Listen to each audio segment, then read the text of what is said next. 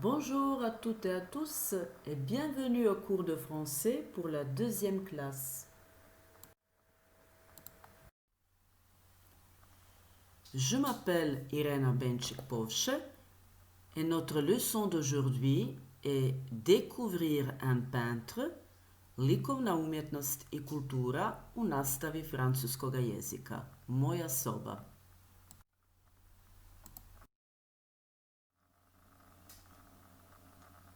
Et voici les objectifs d'apprentissage pour la leçon d'aujourd'hui.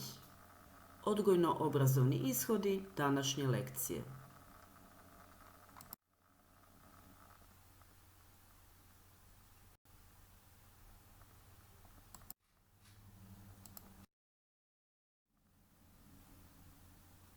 Pour cette leçon, vous avez besoin de vos cahiers, vos crayons ou vos stylos et de l'accès à Internet.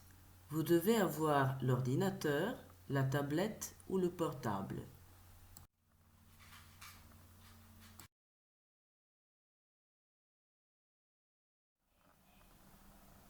Et maintenant, je vous demande de réfléchir un peu.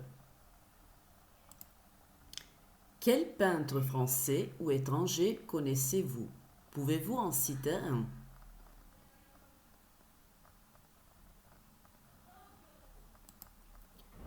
Pouvez-vous citer au moins un tableau, une peinture d'un peintre français?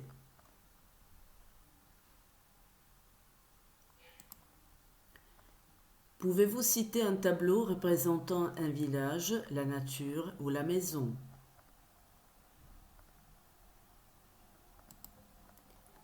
Connaissez-vous le courant impressionniste et ses représentants?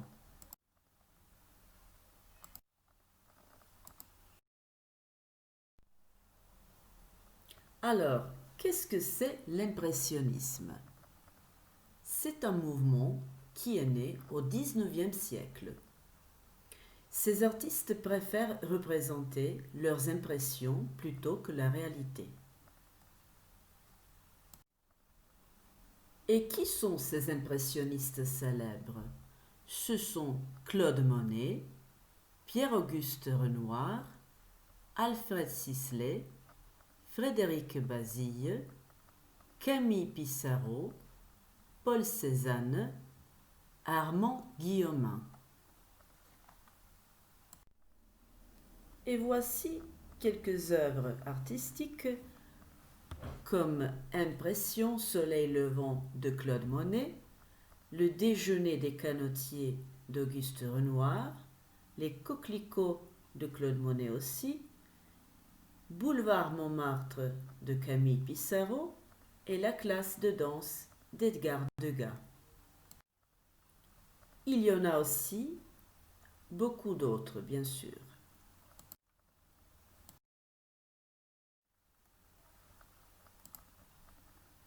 Et pour faire ce petit quiz dans lequel vous devez barrer l'intrus, essayez aussi de vous rappeler de tous les autres peintres impressionnistes et de leurs tableaux que vous avez appris dans le cours d'art à l'école.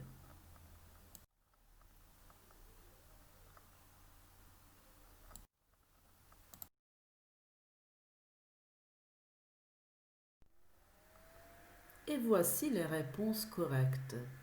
Donc, les grands noms du courant impressionniste sont Monet, Pissarro, Renoir, Cézanne, Degas, Morisot et Guillaumin.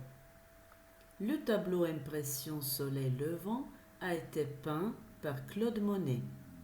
La peinture Auvers-sur-Oise a été faite par Paul Cézanne.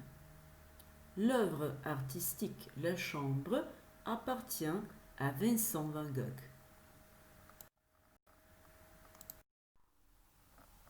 Et voyons maintenant quelques peintures des peintres impressionnistes.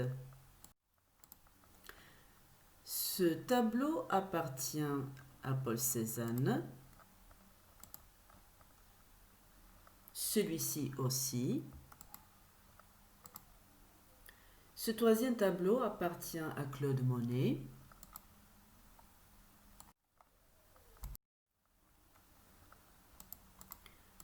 Ces deux tableaux successifs appartiennent aussi à Claude Monet.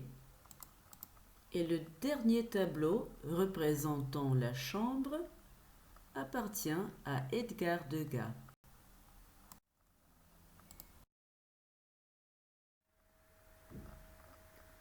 Qu'est-ce que l'impressionnisme en fait? Apprenons maintenant son idée principale. L'impressionnisme est né à la seconde moitié du XIXe siècle grâce à Claude Monet et son œuvre Impression soleil levant. C'est un mouvement et une esthétique à la fois. Les peintres commencent à montrer leur goût pour des sujets réalistes ou de plein air. Ils veulent peindre l'éphémère et exprimer que tout est changeant et momentané. Ils représentent la nature à différents moments de la journée ou bien des scènes de la vie de tous les jours. L'impressionnisme célèbre la modernité et le plein air, la notation rapide et les couleurs vives. Les peintres exposent pour la première fois en 1874. Même si leurs œuvres ne sont pas bien accueillies par le public, elles font sensation et le mouvement est né.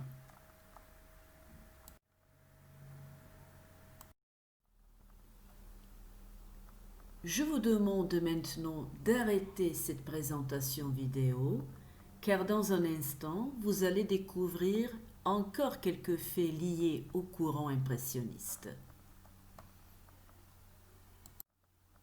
Je vous demande donc de copier le lien ci-dessous bit.ly 3 d'écrire un peintre et de le coller dans la barre de votre navigateur. Au lieu de faire ça, vous pouvez utiliser le QR code qui se trouve à droite. Alors, regardez la vidéo plusieurs fois.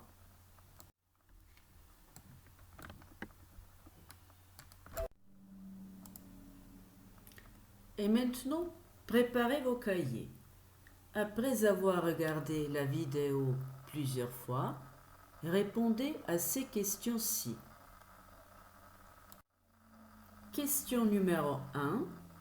Le courant impressionniste naît vers le milieu du XIXe siècle. Est-ce que c'est vrai ou faux? Question numéro 2. Les peintres peignent en plein air ou renfermés dans leurs ateliers. Question numéro 3. Ils souhaitent sentir la réalité changeante. Vrai ou faux? Question numéro 4. Qu'est-ce que de jeunes peintres vers le milieu du siècle inventent? Question numéro 5. Cite au moins 2 caractéristiques principales de l'impressionnisme. Question numéro 6. Qu'est-ce qu'ils peignent, ces peintres impressionnistes? Question numéro 7. Ils exposent pour la première fois en 1874 à Paris. C'est vrai ou faux? Question numéro 8. Quelle est la réaction des journalistes et d'une grande partie du public à leur tableau? Et la dernière question. Quand ces artistes vont être reconnus à leur juste valeur?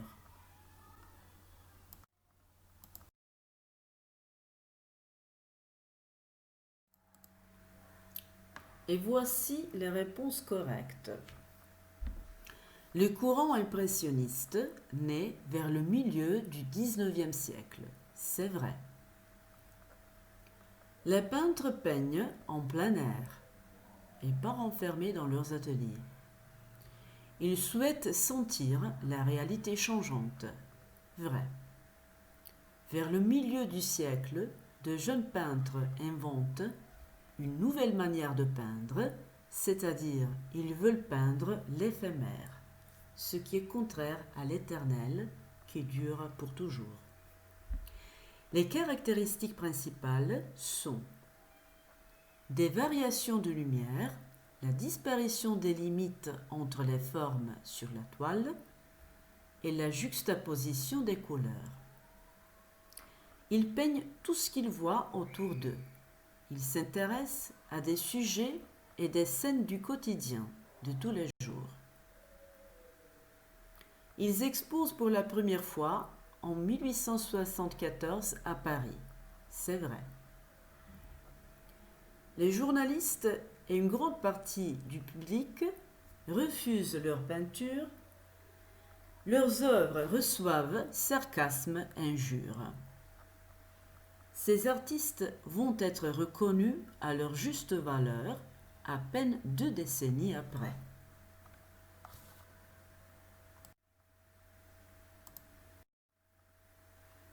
Voici le tableau de Vincent van Gogh, La chambre à coucher.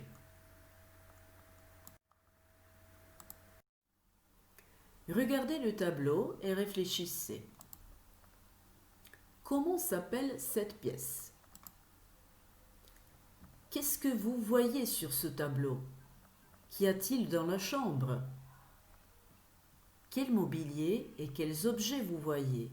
Par exemple, au mur de la chambre, sur le sol, par terre, sur la table de nuit, etc. Quelles sont les couleurs de la chambre?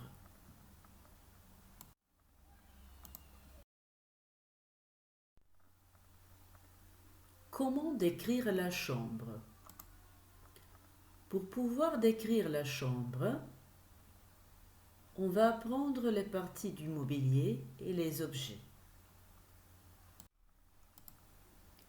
On a besoin aussi de quelques adjectifs qualificatifs.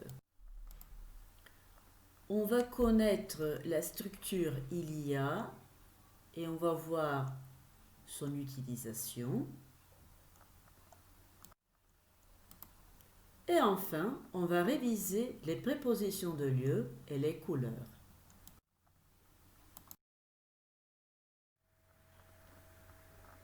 Et maintenant, regardez cette vidéo. Copiez le lien bit.ly 3 d'écrire un peintre 0 et collez-le dans la barre de votre navigateur. Ou bien utilisez le QR code à droite. Et voyons maintenant quel vocabulaire vous avez rencontré dans la vidéo. Quel est le mobilier et quels sont les objets qu'on peut avoir dans la chambre. Commençons par le lit. Sur cette photo, on voit le lit.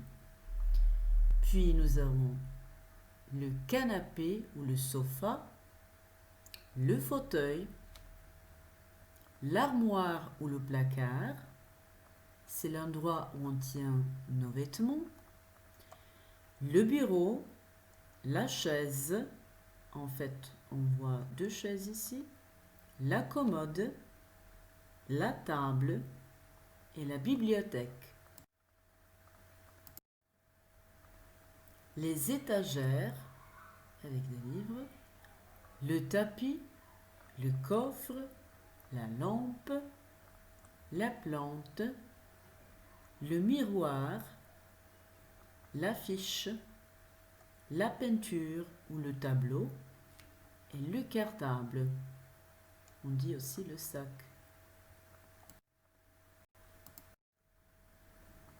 Et on voit ici quelques objets aussi. Le livre, la trousse, la gomme, les jouets, le rideau et l'horloge.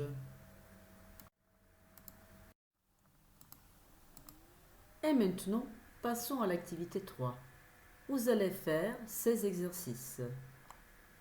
Copiez les liens ci-dessous et collez-les dans la barre de votre navigateur.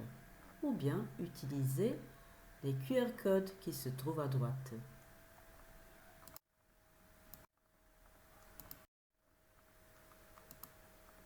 Quels adjectifs utiliser pour décrire la chambre?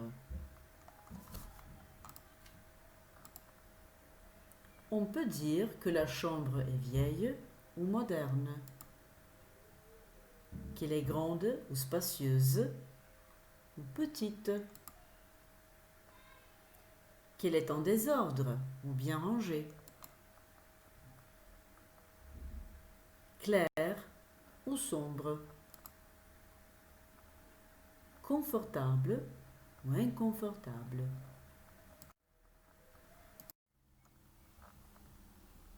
Et maintenant, je vais vous expliquer en bref la structure il y a et son utilisation. La structure il y a, on l'utilise au début d'une phrase et après une locution adverbiale. Qu'est-ce que ça signifie? Par exemple, il est possible de dire en deux façons. Il y a une chaise devant le bureau. Ici, on utilise il y a au début de la phrase. Ou bien, devant le bureau, il y a une chaise. Et dans ce cas-là, on l'utilise après la locution adverbiale. Faites attention qu'à la forme positive, après il y a, on doit utiliser les articles indéfinis, comme un, une ou des, plus le nom. À la forme négative au contraire, c'est-à-dire après il n'y a pas, on utilise seulement la préposition de, plus le nom. Par exemple, il n'y a pas de tableau sur le mur. Ou bien, si le mot commence par la voyelle, on dit il n'y a pas d'affiche sur le mur.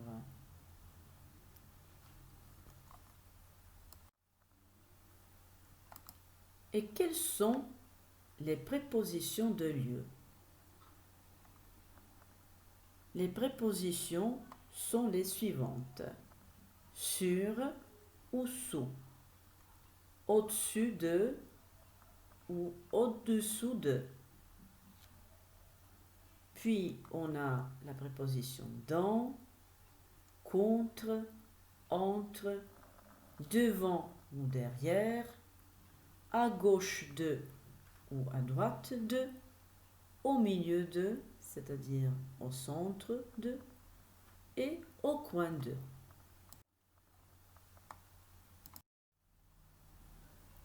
Et maintenant, je vais vous lire quelques exemples présents dans la vidéo. À droite de ma chambre, contre le mur de face, il y a une armoire. Dans l'armoire, il y a des vêtements. À gauche de l'armoire, contre le mur, il y a un bureau.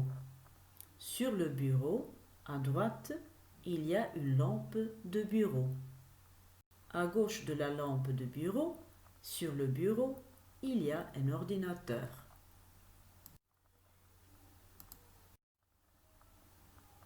Devant le bureau, il y a une chaise. À gauche du bureau, il y a un lit. Au-dessus du lit et du bureau, il y a 4 étagères avec des livres. Sur le mur de gauche, il y a une horloge violette. À gauche de l'horloge, il y a une fenêtre. Devant la fenêtre, il y a une commode orange et bleue. Au centre de la pièce, il y a un tapis jaune, vert et rouge. Au-dessus du tapis, au plafond, il y a une lampe verte. Passons à l'activité numéro 4. Copiez ce lien ci-dessous, bit.ly 3 d'écrire un peintre 5 et collez-le dans la barre de votre navigateur ou bien utilisez le QR code à droite et faites l'exercice sur les prépositions de lieu. Là, c'est l'exercice. Choisissez une préposition de lieu correspondant à chaque image.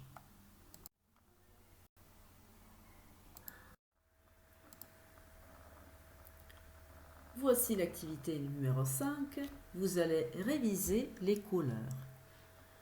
Je vous demande alors de faire la même chose comme pour l'exercice précédent, c'est-à-dire vous allez copier et coller ces liens ci-dessous. Le premier lien, c'est bit.ly 3 d'écrire un peintre 6 et le deuxième, bit.ly 2 d'écrire un peintre 7.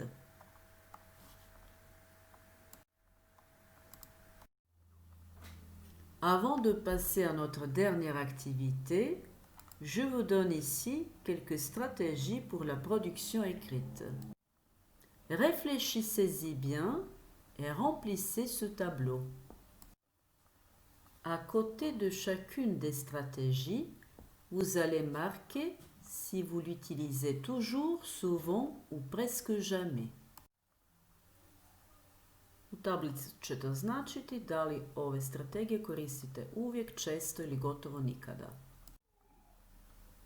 Alors, quelles sont ces stratégies? Je lis avec attention toutes les instructions. Čitam pažljivo sve upute. Je me sers d'un dictionnaire. Koristim rječnik. Je vérifie les mots écrits à l'aide d'un dictionnaire. Provjeravam napisane riječi uz pomoć rječnika. À la fin, je relis tout encore une fois pour m'assurer d'avoir inclus tous les éléments de la consigne. Na kraju ponovo sve pročitam kako bi bio siguran ili sigurna da sam uključila sve zadane elemente. Je respecte le nombre de mots i pridržavam se broja riječi.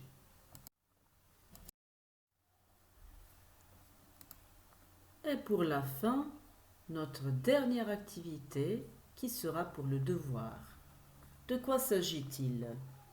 Vous allez essayer de décrire le tableau de Van Gogh dans vos cahiers. Utilisez tout ce qu'on a appris aujourd'hui. Si vous avez du mal à trouver un mot, consultez le dictionnaire en ligne, bit.ly de décrire un peintre 8 et écrivez de 60 à 100 mots. Et pour finir la leçon d'aujourd'hui, faites aussi cette auto-évaluation. J'ai connu quelques noms de peintres et l'idée principale du courant impressionniste. J'ai appris le vocabulaire lié au mobilier et aux objets de la chambre et aux couleurs. J'ai appris à décrire la peinture représentant une chambre.